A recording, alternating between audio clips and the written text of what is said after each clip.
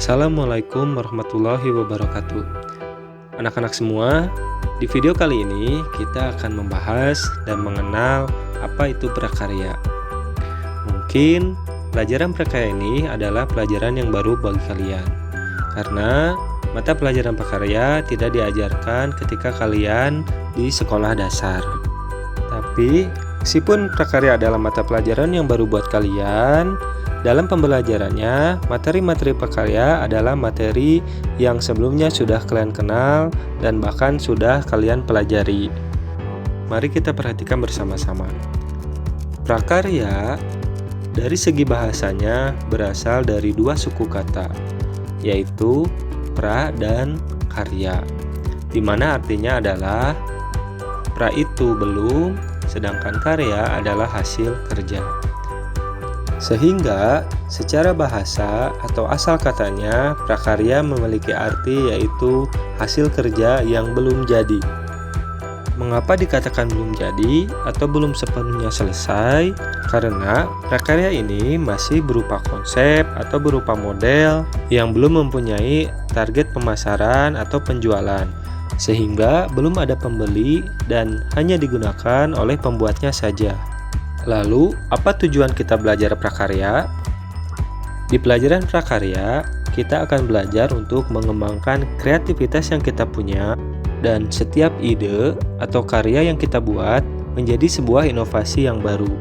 Sehingga pada intinya, di pelajaran prakarya, kita akan belajar membuat, merancang, menciptakan suatu karya dengan mengembangkan ide dan kreativitas yang kita miliki, sehingga karya yang kita hasilkan memiliki nilai yang serupa dengan karya yang sudah ada sebelumnya.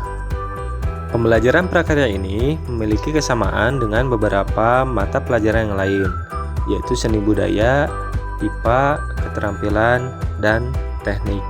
Itu yang membuat beberapa materi prakarya sudah pernah kalian pelajari atau sudah kalian kenal sebelumnya. Selanjutnya, kita akan membahas apa saja yang dipelajari di mata pelajaran prakarya. Terdapat 4 aspek atau bidang yang akan kita pelajari dalam prakarya. Yang pertama adalah aspek kerajinan. Yang kedua adalah aspek rekayasa. Yang ketiga adalah aspek budidaya. Dan yang keempat adalah aspek pengolahan. Mari kita bahas satu persatu. Yang pertama adalah aspek kerajinan. Aspek kerajinan ini adalah aspek yang sudah sering kalian pelajari, sudah sering kalian praktekkan, dan sudah sering kalian buat karya-karyanya.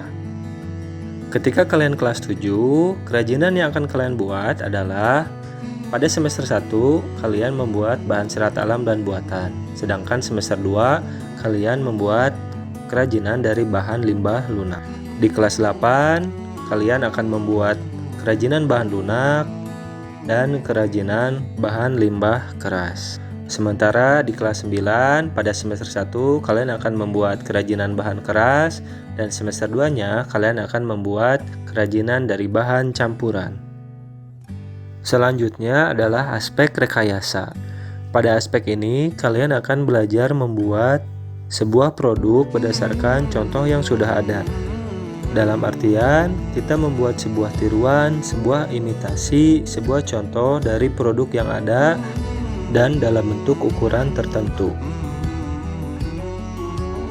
Di aspek rekayasa, ketika kelas 7, kalian akan membuat miniatur rumah dan miniatur jembatan. Di kelas 8, kalian akan belajar tentang teknologi informasi dan komunikasi, kemudian membuat alat penjernih air. Sementara di kelas 9, kalian akan mempelajari dasar elektronika dan membuat sebuah instalasi rangkaian listrik. Aspek selanjutnya adalah aspek budidaya.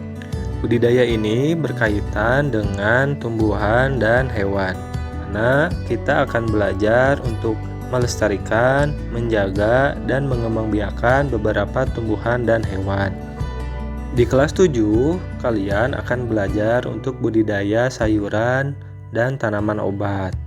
Di kelas 8, kalian akan membudidayakan hewan, yaitu satwa peliharaan dan satwa harapan.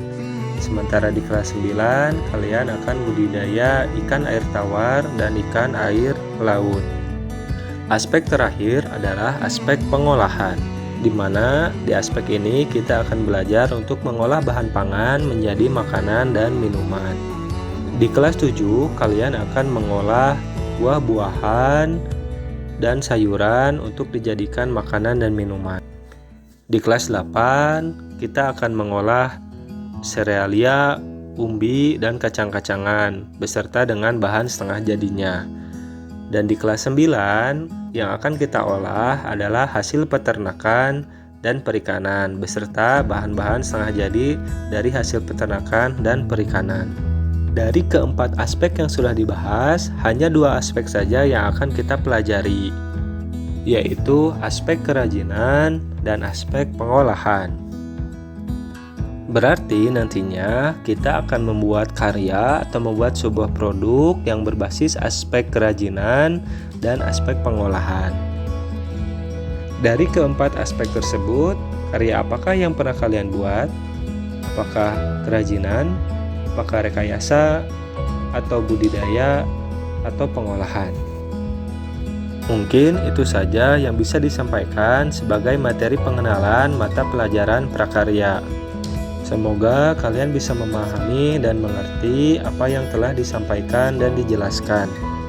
Terima kasih atas perhatiannya. Terima kasih sudah menyaksikan video ini. Sampai bertemu lagi di materi selanjutnya. Assalamualaikum warahmatullahi wabarakatuh.